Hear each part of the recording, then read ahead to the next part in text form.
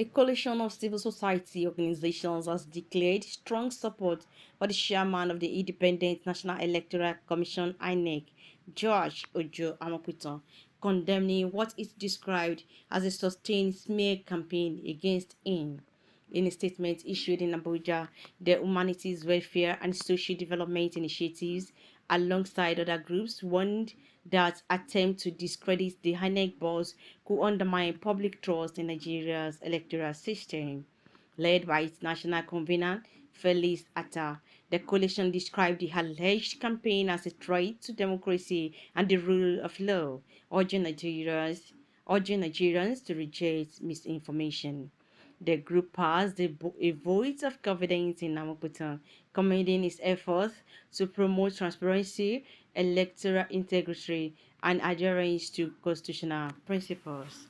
They also called on the INEC chairman to remain focused ahead of the 2027 general elections, stressing that credible leadership and a transparent process are vital to safeguarding Nigeria's democracy. The coalition of civil society organizations, stakeholders, on the continuous campaign of calumny on the personality of the INEC chairman, that's the Independent National Electoral Commission, Professor Josh Ojo Amopita. On this day, the 17th day of April, 2026.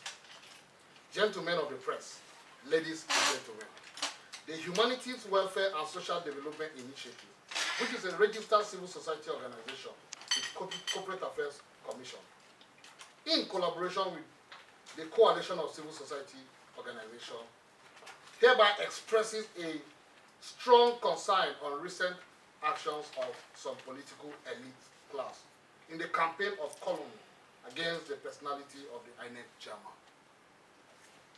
While we condemn this recent development in totality and it threatens the existence of our democracy, as we all advocate for the rule of law and its proceedings.